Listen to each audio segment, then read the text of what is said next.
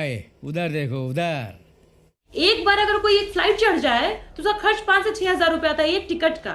और बिहारी का औसतन आय कितना है? 5500 रुपया महीना। महीना भर का एक टिकट का दाम, महीना भर का। ये बिहारियों का हाल किए हैं। पूरे चुनाव का ध्रुवीकरण करने की कोशिश शुरू से जा रही है, चाहे वो अमित शाह जी हो चाहे मोदी जी हो, दोनों ने जारी किया और उसी लाइन पर चलते हुए उसको आगे बढ़ा रहे हैं गिरिराज जी। चुनाव आयोग का हमको नजर नहीं आता है, क्योंकि फिर दोबारा से आज गिरिराज जी ने देश के मुसलमानों को नमक हराम बोला है। बोले कि केंद्र हमारे स्कीम्स का मुसलमान बेनिफिट उठाते हैं पर हमको वोट नहीं करते हैं, ऐसे लोग को हम नमक हराम बोलते हैं। किसी समय में गिरिराज जी भी तो हमारे स्कीम्स का फायदा उठा रहे होंगे ना, तो हम उनको क्या बोले? इस और सबसे चिंताजनक स्थिति अगर हमको किसी की लगती है तो चुनाव आयोग की। क्यों कोई एक्शन नहीं ले रहा है? और क्या बिना मोदी जी के परमिशन के ये इस तरह का भाषा निकल रहा होगा क्या गिरिराज जी का? ऊपर सर पे हाथ है तभी कर रहे हैं ना ये सब। बार बार जब चुनाव आते हैं तो इनको ध्रुवीकरण याद आता है, सांप्रदायिकता याद आती है, और हम हर बार इनको खींच के सरकारी नौकरी के मुद्दे पर लेकर के आते हैं, रोटी रोजगार बेरोजगारी पर लेकर के आते हैं। इस बार भी वही होगा। आप करते रहिए जो डिस्कशन आपको करना है, लेकिन हम बिहार में हर घर सरकारी नौकरी पहुंचाएंगे और आपको भी नौकरी पर डिस्कशन करने पर मजबूर करेंगे। कौन सा जंगल राज की आप बात करते हैं? आप जिन लोगों को टिकट दे रहे हैं हम देख नहीं रहे हैं उनकी लिस्ट क्या, और आपको यहाँ सब कुछ फुट नजर आ रहा है, तो हमको भी तो नजर आ रहा है कि आपके यहाँ क्या क्या है। आप बोध गया सीट देख लीजिए, आप मतलब कोई सीट उठा करके देख लीजिए, जहां जहां एलजेपी खड़ा हो रही है, हमके जीतन मांझी जी अपना कैंडिडेट दे रहे हैं। 6 टिकट उनको मिला है, 6 से 15 ग्राम मांग रहे थे, 6 ग्राम मिला है। 6 में भी आप देख लीजिए मारा मारी है। 4 लोग उन्हीं के परिवार का है, उनकी बहू है, उनकी समधन है, 2 उनके भांजे या भतीजे लगेंगे। तो इस तरीके का तो चल रहा है उधर। हमारे तरफ देखने से बेहतर जानते हैं क्या होता? क्या बिहार को देखते? और अगर आप 20 सालों में बिहार को इस बर्बादी के कगार पे नहीं पहुंचाए होते तो स्थिति नहीं होती कि आपको इधर उधर बगले झांकने की कोशिश करनी पड़ती है। जब भी ये दलित पिछड़ों की बात करते हैं मुझे लगता है कि हमारा मजाक बनाते हैं ये लोग। अगर ऐसा होता तो पूछिए कि सरकार तो मध्य प्रदेश में इनकी है ना, 27% आरक्षण क्यों नहीं पिछड़ों को मिल रहा है? उत्तर प्रदेश में इनकी सरकार है, क्यों वहां पर पिछड़े शिक्षकों का हक मार लिया गया? कोर्ट ने भी ऑर्डर दिया कि उनको बहाली करना है, नहीं किया गया। बिहार में भी हमने जातिगत सर्वे करवाया, सर्वे करवाने के बाद आरक्षण बढ़ाया, उसको इन्होंने 9वीं अनुसूची में शामिल नहीं होने दिया। इतने लोगों और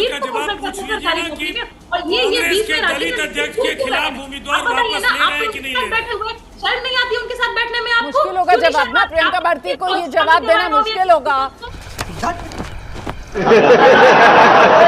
सबसे ज्यादा गरीब गरीबी रेखा से अगर बाहर आए हैं तो वो बिहार और उत्तर प्रदेश के अंदर आए हैं। जब हमने शासन चालू किया था, जब नीतीश कुमार जी और एनडीए की सरकार ने शुरू करा था, तब 50% से ज्यादा गरीबी रेट था बिहार के अंदर। अब वो ड्रॉप होके 5.6% हो चुका है। बिहार के अंदर जब इनने छोड़ा था तो बीमारू राज्य था बिहार, आज 14% ग्रोथ रेट पे है। बिहार में पहली बार इतिहास के अंदर मैन्युफैक्चरिंग का जो ग्रोथ रेट है, मतलब जो उद्योगों का ग्रोथ रेट है, वो एग्रीकल्चर के ग्रोथ रेट को क्रॉस कर चुका है। बिहार सबसे ज्यादा इंक्लूसिव स्टेट है महिलाओं के पार्टिसिपेशन के तहत। ये बोल रहे थे चुनाव के वक्त हम जाके जीविका दीदी इनको दिखती नहीं है, इसीलिए ये विपक्ष के अंदर बैठे हैं और ये सबके सब विरोध कर रहे हैं जो हम लोग ने महिलाओं को सीट कैपिटल 10,000 रुपए का दिया है, क्योंकि इनकी मंशा तो यही है जो जंगल राज वालों की हुआ करती थी, जंगल राज 2.0 वाले, कि 5 बजे के बाद महिलाएं घर से बाहर न निकले, इसीलिए शहाबुद्दीन के बेटे को ये अप्रोप्रिएट कर रहे हैं। ये इनकी दिक्कत है। ये देखिए इनकी भाषा का स्तर बता रहा है ये कैसे बौखला चुके हैं। ये जॉय इंडिया फाउंडेशन कोई गरीब का बेटा है 234 करोड़ बोलते हैं कि टैक्स दिया, 234 करोड़ की इनकम है, इनकम टैक्स के अंदर 34 करोड़ के बजाय 4 करोड़ रुपए टैक्स देते हैं, बाकी का 30 करोड़ कहां गया है? क्या साबित करना चाहता है तू?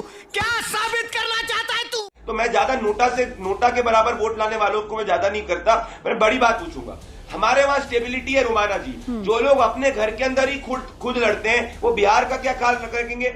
अभी भी कांग्रेस के अध्यक्ष की सीट के ऊपर आरजेडी जो है उम्मीदवार उतारने की बात कर रही है। अभी तक राहुल गांधी और तेजस्वी यादव की ज्वाइंट मुलाकात कब हुई बताइए, जो आपस में एक दूसरे को नहीं मिल रहे। राहुल गांधी को कोलंबिया में कॉफी बनाने का समय है पर बिहार में आने का समय नहीं है। जो लोग कोलंबिया में कॉफी बनाए 10 दिन तक, एक दिन बिहार में नहीं आए, वो चुनाव के बाद में कहा बिहार के अंदर आएंगे? प्रियंका भारती बहुत मुस्कुरा रही है, लेकिन प्रियंका ये निशाना आप पर ही था महागठबंधन पर कि साहब घर की कल है, मतलब वो जो महागठबंधन है वो तो संभल नहीं रहा, बिहार संभालने का सपना है, जनता उस पर भरोसा कैसे करेगी? ये तो बड़ा वाजिब सवाल है वैसे प्रियंका भारती।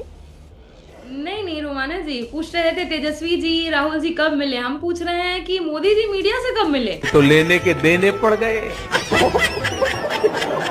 देश नहीं देखा आज तक। नीतीश कुमार जी मीडिया से कब मिले? देश नहीं देखा आज तक। इसी चलते ये हो रहा है कि अमित शाह जी कह रहे हैं मुख्यमंत्री का चेहरा होगा, कौन होगा कुछ बता नहीं रहे। चिराग जी उसी रास्ते पर निकल पड़े, बोल रहे सब कुछ ठीक है। ये रोती हुई बीच में ना बोल। प्रदीप जी बोलने दीजिए। आपने बोला प्रियंका जी गलत झूठ ना बोलिए, मैं आपको प्रदीप जी, प्रदीप जी, लेकिन नेतृत्व करेंगे ये तो नहीं कहा ना कि भाई मुख्यमंत्री भी बनेंगे। नेतृत्व तो ठीक है, नेतृत्व तो एकनाथ शिंदे का भी था ना महाराष्ट्र में, लेकिन फिर सीएम कौन बना, ताजपोशी किसकी हुई, इसीलिए सस्पेंस है ना। एक सेकंड प्रियंका भारती अपनी बात रख लें, उसके बाद मैं आपके पास आ रही हूं। नहीं, चुनाव के बाद भी नेतृत्व उनका ही है। क्लैरिटी दे दीजिएगा आप इस पर पहले, लेकिन बात पूरी कर लें। प्रियंका भारती आइए। देख रोमाना जी, एकनाथ शिंदे भी नहीं होने जा रहा है बिहार में, क्योंकि जीतेंगे ही नहीं। और कम से कम एकनाथ शिंदे खुद के बारे में कह तो रहे थे कि मैं मुख्यमंत्री बनूंगा। आपने सुना क्या नीतीश जी को कहते हुए कि मैं मुख्यमंत्री बनूंगा? 2-3 लोग अगल बगल घूमते रहते हैं, वही लोग लीड करते हैं। इसलिए मैं बस इतना कह रही हूँ कि इस बार बिहार में बदलाव होगा, क्योंकि हर घर सरकारी नौकरी चाहिए। जो बच्चियां रो रही हैं, आपकी ही टीम गई है, वीडियोज आए हैं बाहर, कह रही है स्कूल दह गया, मैं पढ़ नहीं पाई। बिहार में पूरे देश में सबसे ज्यादा ड्रॉप आउट बच्चे हैं, लाखों लाख बच्चे ड्रॉप आउट। नहीं, बिल्कुल आप जो मुद्दे गिना रही हैं वो मुद्दे हैं, बिहार के जमीनी मुद्दे हैं, लेकिन महागठबंधन में भी जो साथी हैं उनमें से किसी की जबान पर भी मुख्यमंत्री को लेकर तेजस्वी यादव का नाम तो है नहीं। ये तो खुद ही आरजेडी तेजस्वी यादव अपना ढोल बजा रहे हैं, बाकी तो कोई भी नहीं कह रहा उनके नाम पर, कोई सहमति नहीं जता रहा।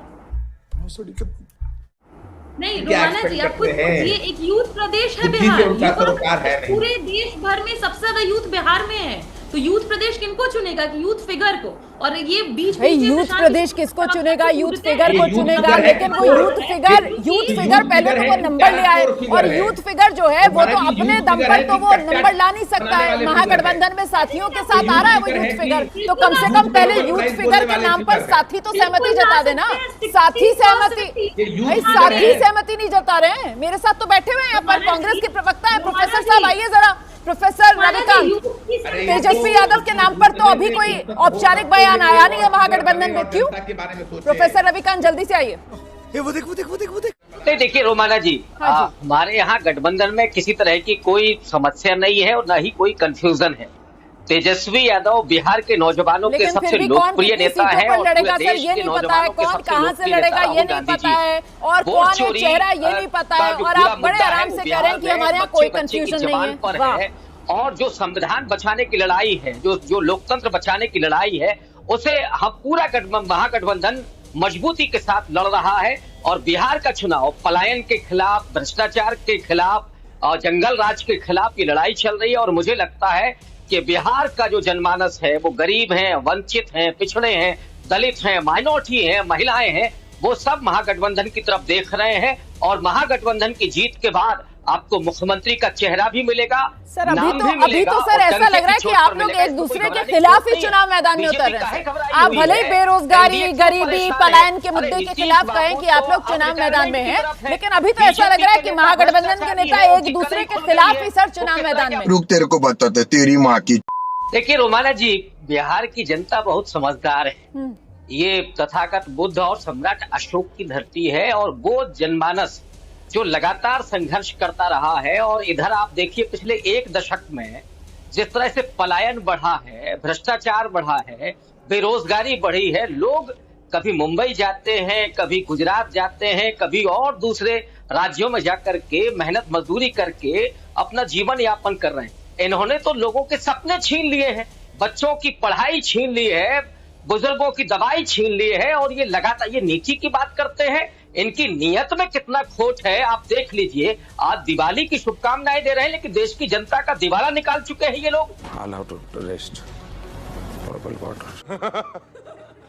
इन लोगों ने कहां पहुंचा दी आर्थिक स्थिति। आज की तारीख में चाहे किसान हो, मजदूर हो, नौजवान हो, सब परेशान हैं। बिहार में नौकरियों की बात कर रहे हैं, लेकिन बेरोजगारी दम तोड़ रही है। समय हालात ये है कि नौजवान लगातार भटक रहा है। तेजस्वी यादव हो या राहुल गांधी जी हो, उनकी लोकप्रियता क्यों बढ़ रही है? बिहार में ही जो सर्वे आए उसमें लोगों ने कहा, नौजवानों ने कहा कि सबसे बड़ी पसंद जो है, सबसे ज्यादा जो पसंद है वो राहुल गांधी है, तेजस्वी यादव पसंद है। अब तो ना नरेंद्र मोदी जी चल रहे हैं, नीतीश कुमार जी तो रिटायरमेंट की तरफ हैं। और भारतीय जनता पार्टी में कौन नेता है? कितने कितने बड़े आरोप लगे, पीके ने क्या आरोप लगाए 4-4 नेताओं पर, लेकिन अभी भी वो समझते हैं कि हम बिहार के लोगों को गुमराह कर लेंगे। मुझे लगता है कि ये उनकी गलत फहमी है। इस बार का चुनाव बड़ा निर्णायक चुनाव होने जा रहा है, और बिहार का जो नौजवान है, किसान है, मजदूर है, दलित है, पिछड़ा है और महिलाएं, ये महिलाओं की बात करते हैं, मनुस्मृति इनके दिमाग में रहती है। महिलाओं को घर के दहलीज के भीतर ये फिर से पहुंचाना चाहते हैं। जो पढ़ना लिखना नौकरियों में महिलाएं पहुंची थी, उनको ये फिर से उनको गुलाम बनाने की तरफ जाने की कोशिश कर रहे हैं। बेशर्मो, शर्म करो, शर्म। मुझे लगता है कि वो महिलाएं भी जवाब देंगी। आपको कब याद आया? जब चुनाव नजदीक आ गया। अरे साहब, पिछले 5 साल 10 साल से आपको महिलाओं के स्वरोजगार की याद नहीं आई? तब क्या हो गया था ऐसा? ये जो छलावा है, ये जो दिखावा है, ये जो झूठ है, इसकी राजनीति का पर्दाफाश हो रहा है और बिहार की जनता इनको जवाब देने के लिए खड़ी हुई है। ऐसा यार, अब रोमाना जी आप भूल गए हैं क्या? हाँ। ये ऑपरेशन सिंदूर चला करके घर घर महिलाओं को सिंदूर बांट करके अपमानित कर रहे थे।